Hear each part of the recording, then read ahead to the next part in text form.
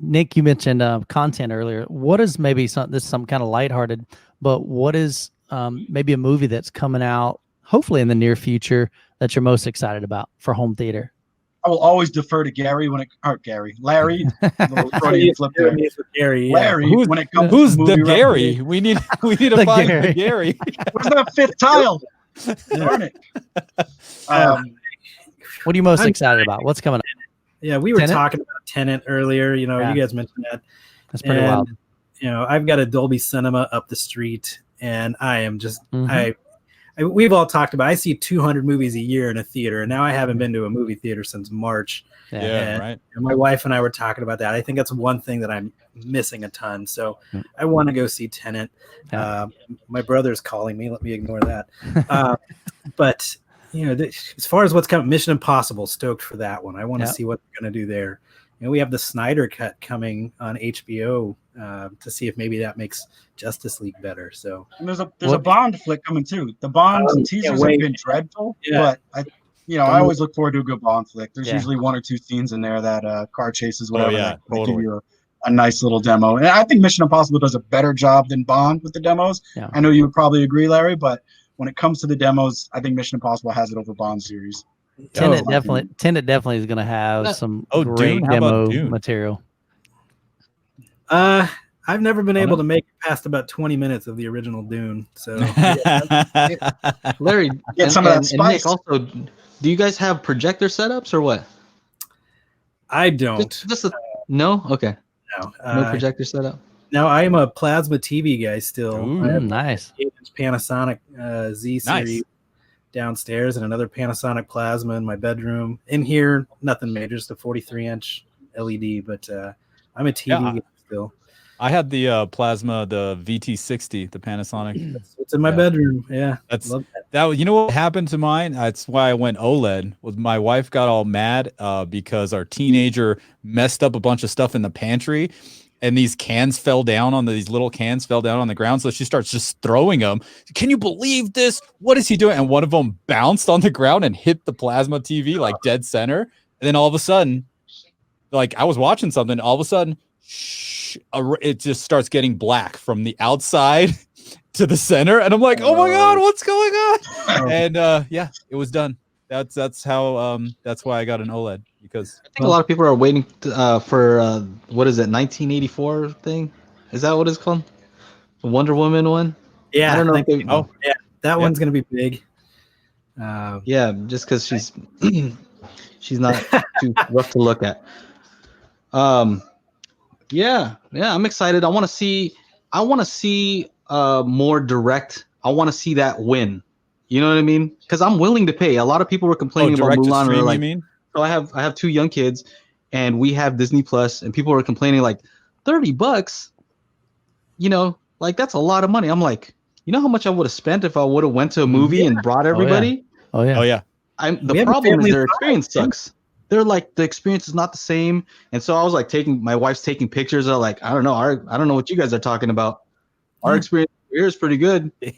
SB3000 bumping over here. Our experience is good.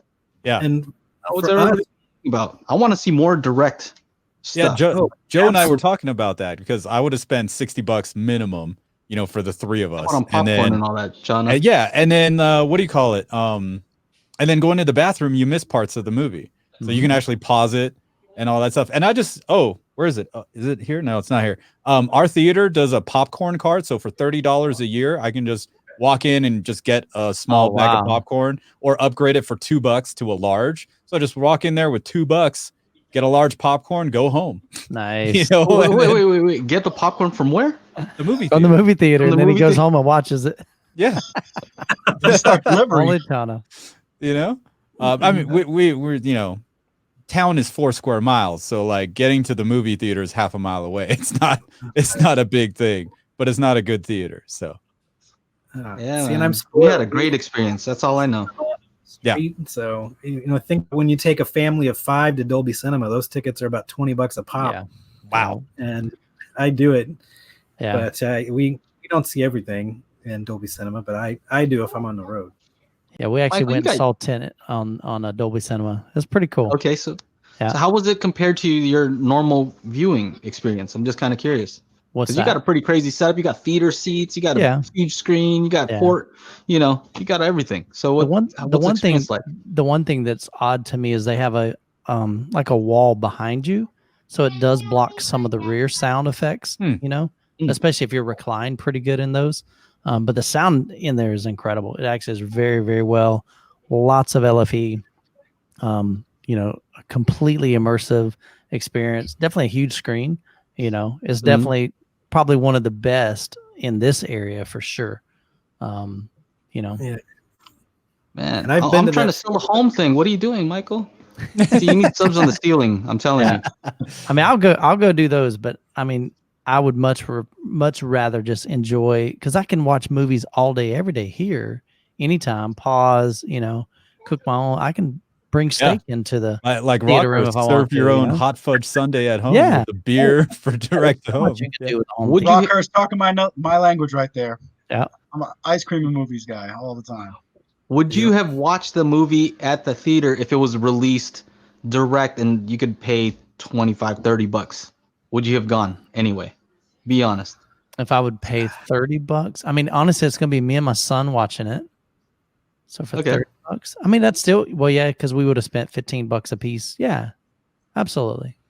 You would have just watched at home. And we have it replay. We have replay. We're gonna watch it again. Yeah. Right? For as many times as you watch. I think What did Angela say? because the biggest reason why we go to the cinema is because I don't want to wait that extra month or 2 months before it comes out. You know, I want to go see it. And then if it's good enough, then I'm going to buy it and I'll watch it in my own home theater. Yeah. So, I mean, nobody complained about our kids screaming either. Oh yeah, right. They don't turn around and look at you, give you that look like, hey, that's right. Shut that kid up. You come shut them up. Oh yeah. I mean, people are saying they love their home theater, you know, better than the theater. And I think that's the amazing thing with technology today, with the great products that are out there on the market. You can have a kick butt cinema in your own home theater that kind of supersedes a lot of, you know, poorly designed theaters out there, you know? Yeah. And you guys know when you walk into a theater and you're like, man, this sucks. Yeah. There's a couple of those experiences, especially if I hear ceiling rattle or a speaker that's blown. And somebody's mentioned 2040. I've heard that too. Blown speaker. RPX system in Salt Lake City, Utah, the night it came out, you know, and I was like, man, that ruined it. So I don't get that at home. I actually went to get a manager one time because literally the volume was just so subpar. It was not exciting. I'm like, look, I'm not sitting through a movie if it's not going to at least rumble my seat, you know, crank it up some, you know, forget that 65 dB junk. You know? Let's get this. I think that's a bigger issue outside of metro areas. Like I live in Rhode Island and, you know, we have a couple theaters that are probably about 45 minutes away that will deliver that. But the neighborhood theaters around me, it's all just so substandard. Like you're just like waiting for a moment to get excited about. And the audio just always disappoints. Like I can count on one hand the time I've been to a theater locally that's like actually impressed me. So, you know, I think that's what a lot of people are dealing with if you're not in that, you know, metro area where they have these big theaters. Absolutely. Yeah. You know, it's funny here in Mammoth, some new people bought our theater and they have a few other theaters. And I was like, hey, you know, they had this ribbon cutting or whatever. So I went, talked to the owner. I was like, hey, you know, I'd love to, you know, do a tour of your system and your processors and this, that, and the other, because my viewers would love it. And they're like, well, if you want to come down to one of our other theaters, because we're just upgrading that one, and this system in here really just not that good. And I was just like, hey, okay, whatever. But yeah, I think that's if the theater hasn't been remodeled in a while, like, yeah, you know, it's just not going to be as good as your home system. Yeah.